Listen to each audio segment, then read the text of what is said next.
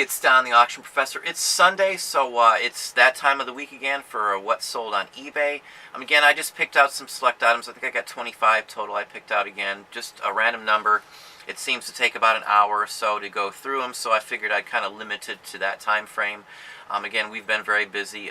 Sunday I've taken off other than shooting a video here. We've been doing a little more fun things with the weekend. We went out to eat and the whole works. Went to a nice Japanese steakhouse here in the Toledo area. But it's been a pretty good week for us money-wise. We've sold a ton. Again, we're still up. This week alone, we're up almost 15% over the prior week, and it's just been a steady stream of going up. And of course, that's because we've been listing so many items with all the people I got working. Again, for those of you who are just a one-person show or a one or two-person show, you're going to get to a point, hopefully, if you're busting it, where you can actually afford to hire one or two people. And I constantly am running into somebody who has an employee now or two employees. There's a lot of people now in these days that have been busting it, and they see what the potential is. They're hiring people. I'll probably go over that in another video on where you might draw a line to decide whether you should hire. But that's the way up. It isn't for everybody, but for most people it's going to get you up to where you need to be. Once you hit a certain point, it's really hard to keep up and to still get stuff up. You're going to just have to hire some people, and that works for every business in the industry. Every real business outside of the internet resellers market, when the sales go up, they hire more people. That's just a given. And for us, it's a big plus because it's, again, residual income. And again, it's residual income. So, if a person lists 100 items in one day, I'm going to sell a few of those. Like today, I sold a ton of items already. We're averaging $200 or $300 minimum every day something new is listed of just those new items. And then again, it's adding on to the items that were listed days before that, and on and on and on. It's a pyramiding up, and it's going up right now. Our sales have been steadily increasing. I'm going to be over projections by quite a little bit. Again, this was a test run to see how many people we could get and how well we could pay for it. And right now, it's working great. I don't see any drawbacks now whatsoever. I don't care if I run a ton of labor. I thought we'd be actually a little bit down in this and not having such a big increase. I was worried that we just flush it out on labor. But right now, I'm paying for it right off the bat with no problem. We pay for the labor the day that we do it. Every day since we've started this, I've sold enough that day to cover labor and make a profit and pay for the items. And, we're just scot-free right there, and we've made a profit.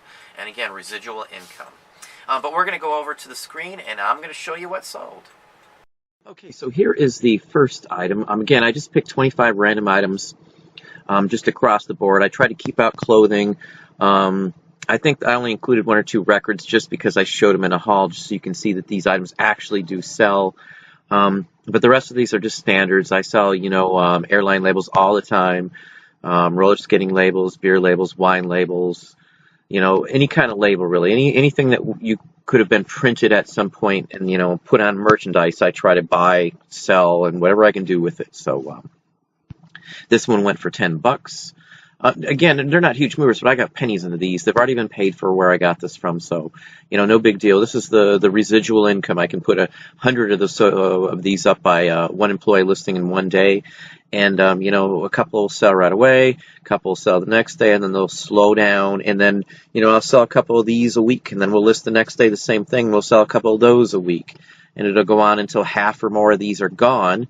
In any category, whatever we end up listing, because we do the research, so they always do sell, or their potential is so great to sell that, we do end up selling 75% or higher, within the first, 6-7 months of most of the better items. Next item, this is a bookmark. Now, I always look for bookmarks. These show up in postcard lots all the time. This is actually like a Victorian trade card for Sozo Don't magic powder. Probably, yeah, it's even dated. It has a date of 1891. Nice original. This one probably came in a postcard lot. I don't really remember. It did go for $17.50. It was a new list. P92 was just listed. Let's see here. Next one. Again, these I take, the lowest I think I've sold one of these is 15, and that's exactly what this one went for. He offered, I think, 6. I came back at 18.50, and then he came back at, I think, 10, and then I told him 15 would be the lowest I could take, and then he did take it. So I think I sold like 7 or 8 of these this past week. Let's see here, next one. This is just something I found in a local estate sale with a bunch of paper. I just spent a couple bucks on a bunch of stuff. This was in there. It's actually full-fledged engraved on the top. The gentleman who bought this actually lives in the house of these people, these Kratz brothers, and that's why he wanted it. It's a big seed merchant here in the area. Very neat, engraved. It had some really nice raised text on it. Along with a nice little quote thing on the back. I thought this one was pretty interesting. It's a Christmas card just from these people too, so really nice item, I thought. We settled on $34.50. I talked to him several times, back and forth, and very polite and all, and $34.50 sold it to him. So again, I just say I'd throw a high price on something like this. Who knows who would want this? And again, it took being the person who lives in this guy's house, the guy who ran this huge business, to want it. So, and that's why a lot of these things I put up, because who knows who's going to want it. We sell paper like this constantly. I probably have a quarter or 50 cents into it. Maybe not even that. I probably bought it in a big bulk if I remember right. Again, paper sells all the time. It's just one oddball item. I mean, I've got tons of these we sold this week. Tons of oddball, weird, one-of-a-kind looking things that most people just pass on. I mean, this looks like nothing to a lot of people, but this is $34.50. Next item, again, I talk about religious items all the time. This was like a quarter or something at a church sale. I think I got 20 bucks out of this total. And again, church sale, literally nothing into this stuff. I buy it all the time. We sold probably a half a dozen or more just this week on these little church items. I got like $1.50 into it, and I think, probably 120 or so probably back total. Let's see here. This one wasn't in the hauls I just got the other day, the old electronics. This one went up and it was sold within, say, 2 or 3 hours for 45 bucks. I looked at comps before I took it. I know I had looked at them before, but you never know. They do change constantly. And 45 was right at the top end of what these go for. So, I just couldn't go wrong on it. Paid for it immediately. I went out already. This is from the hi-fi record needles and stuff lot that I got that I showed you in another haul. I took 60 on this one here. See, this is, again, residual income. I sold some of the better items, some of the needles out of that lot, and then this here sold, a couple weeks later. And I still have some pieces left. I think there's like 7 or so pieces left out of this lot. We've gotten close to, I think, $1,640 back out of that $5 investment. So it just depends on what you get and what you find. Let's look at the next one. Again, religious items. This was out of one of those church bins too. Literally, when you go to a lot of these church sales, they've got baskets on the counter with like Ziploc baggies of little jewelry and stuff. Or they'll just throw them out on a table like that. I'm sure this was probably out of that. I would have never paid more than a few cents for these. But I did take $10 out of it. It was up for just a little while. I probably have 50 cents in a listing it or something. But that was a good one. Stuff like that, I don't really care if it sets for a while. I mean, I can have somebody list and take photos of hundreds of these for one day's worth of work, and we usually sell some right away, so it pays for the lot, pays for what was listed and his labor, and the whole works right off the bat. This sat for a little while, and then it ended up selling for $57.50. It's an oddball Raphael tuck. It's got some damage, some wear. It even states it was repaired because there's some patches on the back. This came out of a collector's estate. I've never seen this one before myself either. It looks like it's for a beer company or something with a little poem or a quote. Oddball item, Mayor Beer. No idea what the deal is on that, but and Henry Clay is on it. Interesting item, but $57.50 it sold for. See, it's not very big. It's 3.5 inches or so across. Small item, literally. See the next one. I showed you these in one of the haul videos, the telegraph keys. This one here I took 75 on, and I have the other one up here in just a second. You'll see. I had no 100% idea on exactly what these would go for, but for 25 bucks, I've never sold a telegraph key of any considerable weight or construction for less than 25 bucks each. I paid 25, I think, for the 3 of them that I did get. I've since got some more that are going up, I think, this coming up week. And they will be listed, and we'll see what happens with those. But I've already sold 2 out of that 25-buck investment, one for 55, and then this one for 75. So that was a very good return, and I still have one more to go, and I'm sure it's going to sell too if these sold that easily. One sold up the first night, and then the next one sold for 75 within like 2 days of me having it listed. And that's, again, residual. I always expect to sell several of whatever I list that day. If I have got 3 people listing and they list 300 items that day, I'm probably going to sell 15 or 20 items out of that group that was listed that day, that same day, within hours of it being listed. And that's how this keeps rolling. And if you keep doing that, you keep building up. And that's literally how it works. It's kind of like how some of the insurance companies do it, where they base it on residual income. You keep signing on clients, you keep getting commissions, yearly, and that's kind of how this works. You keep building up the bulk. Your main part of your business, your bread and butter, is these massive amounts of listings that you have up. That's what people did with FBA and books. You're getting thousands of books up. This is the same aspect to it here. You let them residually sell throughout, the year. Send them all up, and they sell, and they sell, and they sell, and you start to replenish them, and that's how this works. It's just like doing FBA, but you're doing it all yourself. It's the same basic principle anyway. Let's see the next item. These are just some cheapo earrings. I think I got 12 bucks out of these. They were fairly interesting. The glass on there, it was kind of an iridescent. It's kind of hard to tell. These are always hard to photograph, and we've got a better way now. This is older ones. But I think, we took 12 on these. I probably have 50 cents or $1 at most into them. Most Sarah Coventry doesn't sell, but the fruit shapes and solid glass ones usually do for us, something like this, because these are clip-ons. So, a lot of people pass on clip-ons. I always buy the decent-looking clip-ons. People will fix them up and switch them over. I mean, there's kits you can buy, and some people just glue the front faces onto something else, or it might be a Sarah Coventry collector. She's picked up some of her jewelry. Didn't used to go for a lot, but we're getting more and more and selling most of what we get of Sarah Coventry. As long as it's a nicer looking item. Again, it doesn't even matter if it's screwback earrings or not. Next one. Again, here's the second one. We took 50 bucks on this one. Again, this one sold right away too. Within a few days, we sold 2 of them. That was a $25 investment. Let's see, I got a whole bunch of these not too long ago. I've sold 3 of these, and that's it. But I've gotten all my money back from all of them just from selling this one and another one. Now, this is someone who collects Halloween. They literally asked me if I had any more Halloween issues of this, so I know that's the case. So it doesn't really matter. When you're selling a magazine like this, put that Santa Claus is in it. Put that Halloween, lantern, jack-o'-lantern, or creepy or something like that. Put that in the title description. That's an important key, because you're going to sell it to people that wouldn't normally collect that kind of magazine just because of the cover. They'll save the artwork. They probably have binders of these. They might be an artist like us who do keep items like this. So I actually have a huge collection of Halloween postcards, vintage ones. I have hundreds of them, and I mean hundreds, through all the years of picking.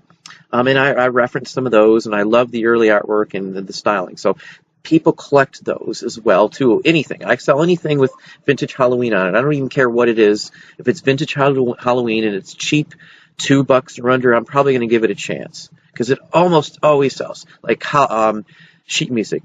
Halloween sheet music always sells. Anything with a jack-o'-lantern or creepy or a witch, $17.50 or higher for every one I've ever had.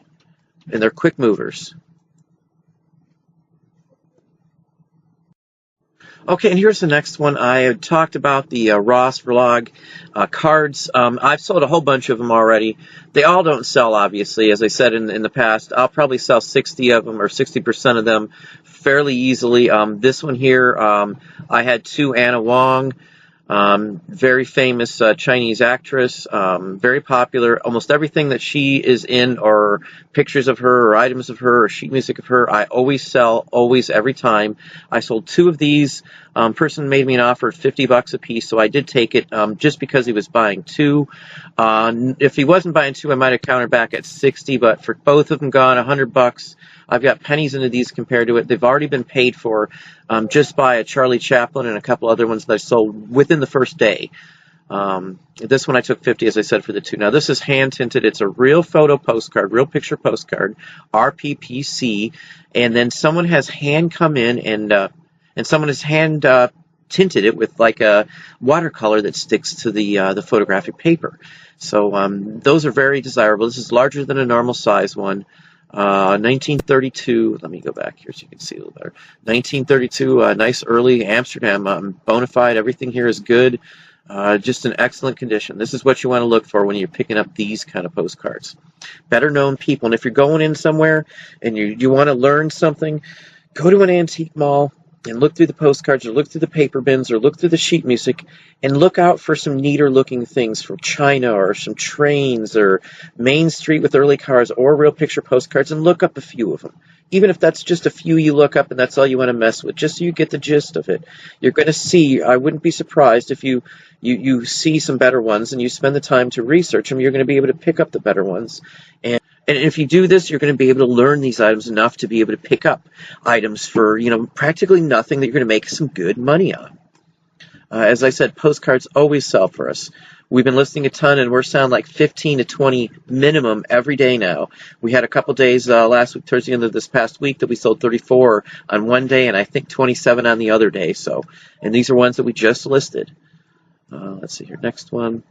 These I think I showed in a haul too not too long ago. We just put them up. They sold overnight from the very first list date. I was kind of surprised because I looked at what these go for usually, and they sold for $24.50 right off the bat.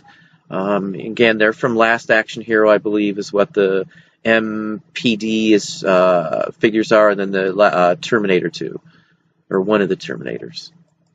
Next one, again, magazines. We've probably sold 26 or 27 magazines this week alone, all vintage, all similar to this.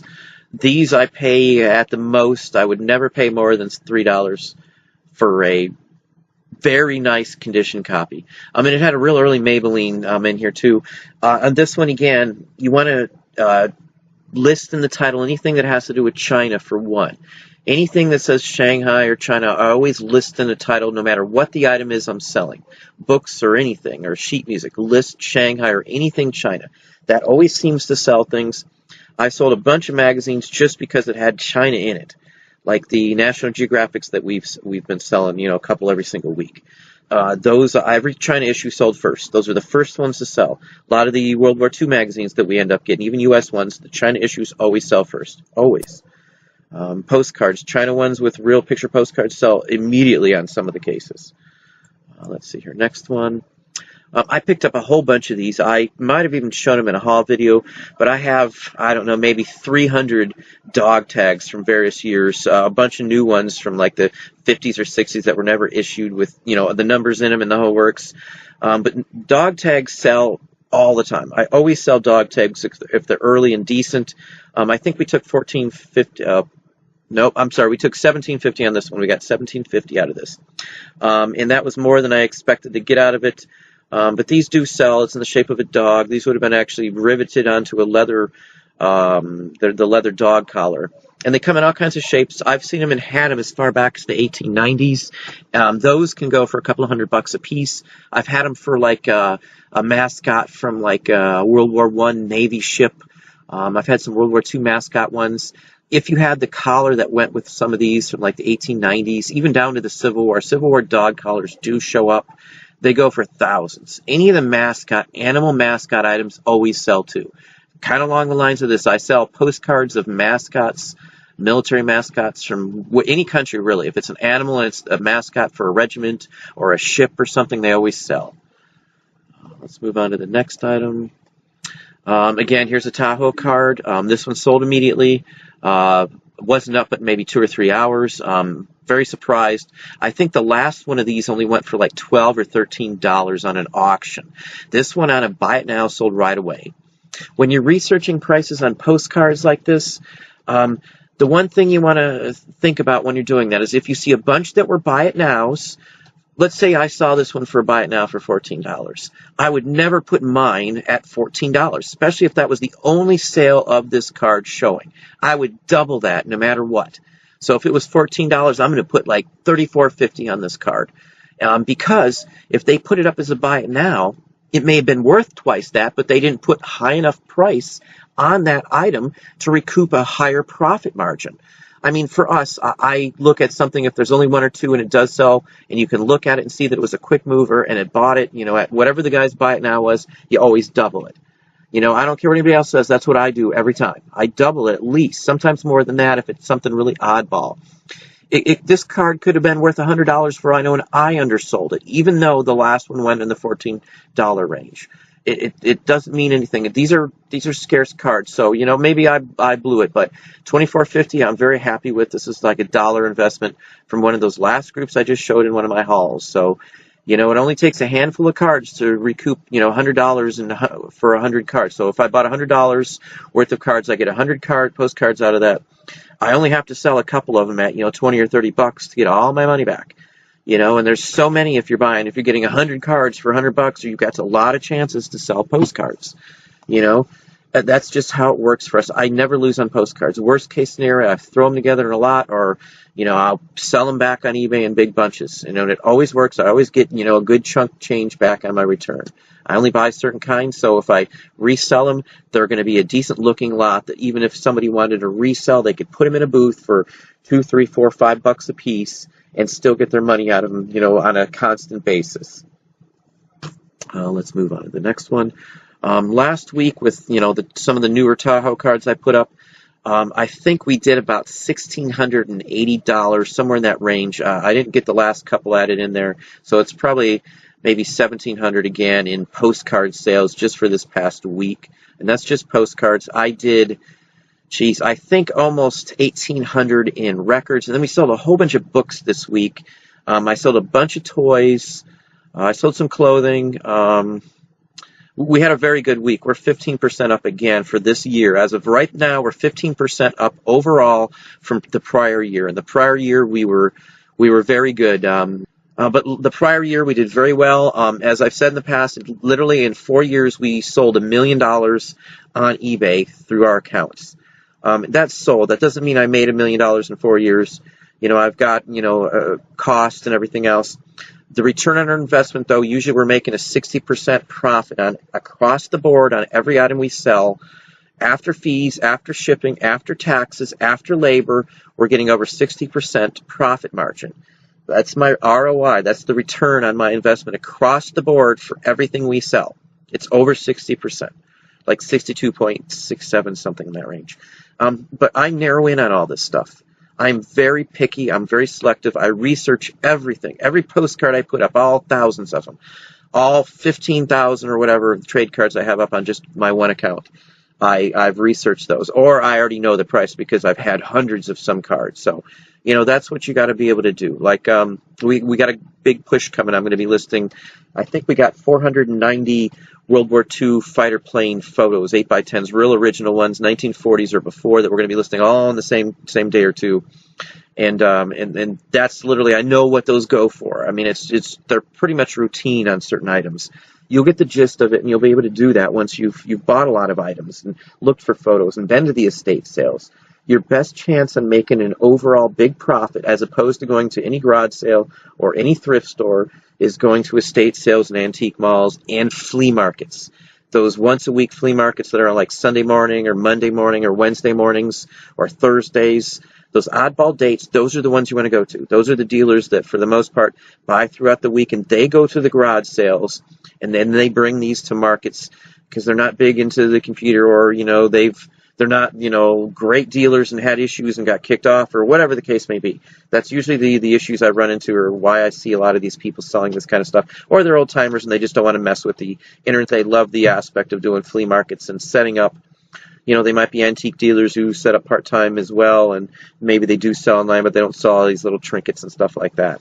But that's just some things you can think about and look at, and places that you can source that would be better than going to 50 garage sales in, a couple days and only getting, making $800 in profit after you've paid all this. And that's, might not even include your gas and your mileage in your car.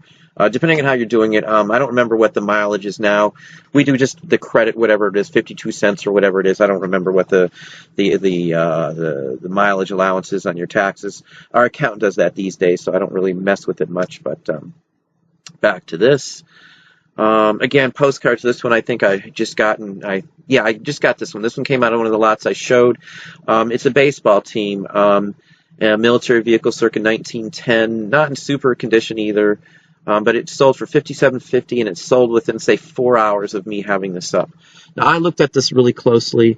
One of the gentlemen, the baseball players in the back, looks like it has like a Cubs uniform shirt on almost. Probably not, but It's definitely a military regimental baseball team of some sort. Very interesting, very unique image. A baseball collector that buys from us all the time actually bought it. He's never bought a postcard from me before, mostly trade cards and things like that. But he was happy to get this one, so I guess he's just an overall baseball person. Again, I sold a ton of postcards, almost 1,700. This is just why, because we sell a bunch for $50, $60, $70, $100. Another one, $34.50. This one was kind of an oddball story. The person who bought this one has the exact same name, word for word, same spelling as my brother. He has the same last name as me, and after talking to them, his grandfather is my great uncle Albert.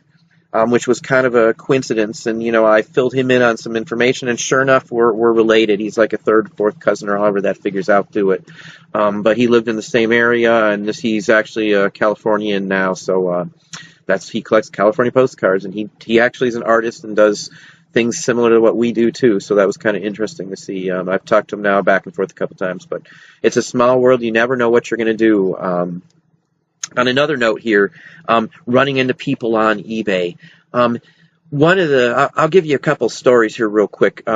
You've seen some of the videos I've showed with the CBS photos of stars and things. We had one of Delta Burke, and it was like one of her earliest TV shows from Chisholm Trail or something like that. I don't remember the exact title of it, but it sold immediately.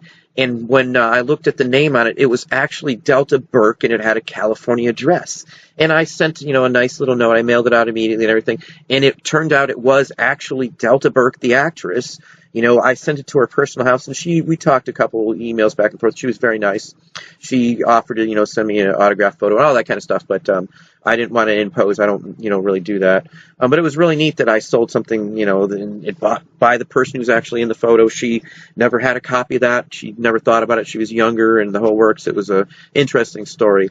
And on another note like that, we had a bronze radio bench. It's just like a little bronze-legged bench that you would sit in front of the radio and listen to the radio back in the 20s. And that was purchased, and the email address was Bill Clinton at Harlem.com. And we looked into that, and it turns out that was actually President Bill Clinton's decorater, and coming straight out of his office in Harlem. And it went to the, president's, ex-president's, Harlem office or Harlem house, whatever the case may be for his location there. We did get confirmation of that from the email back from them, but that was kind of another interesting thing. We've sold things that went to movies and that were actually used in movies that we can point out even to this day. But you were going to run into some interesting experiences and talking to some interesting people if you do eBay long enough and have the right kind of items. But back to the items we sold. Let's see here again, $34.50. This one was gone right away, within a day or so. I think I just showed this in a haul video. I put it up. It was up for 6 hours maybe. I put it up, got it up around 9 o'clock at night.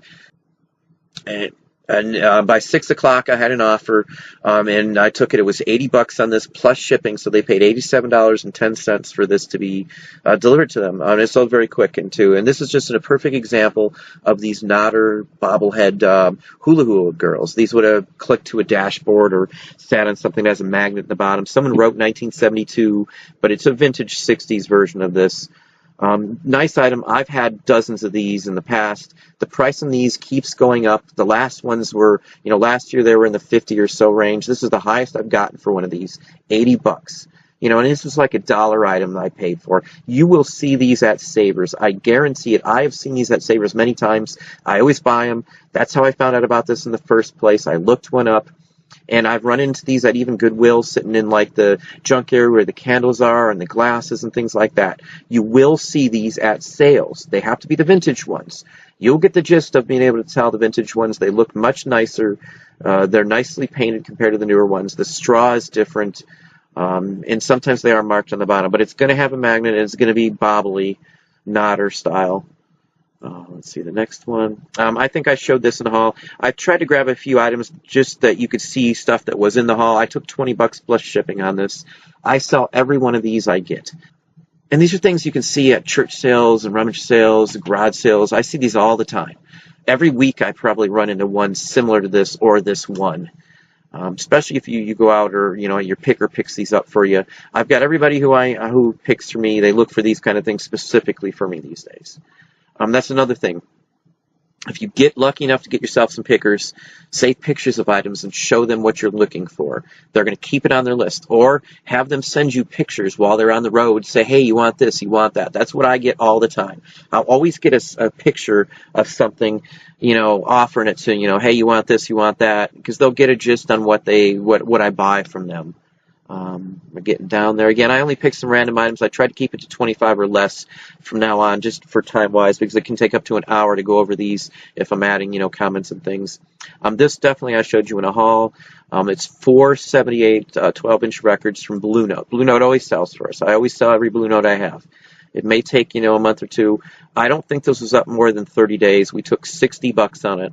Going overseas, I don't have any problem shipping bigger items overseas like this.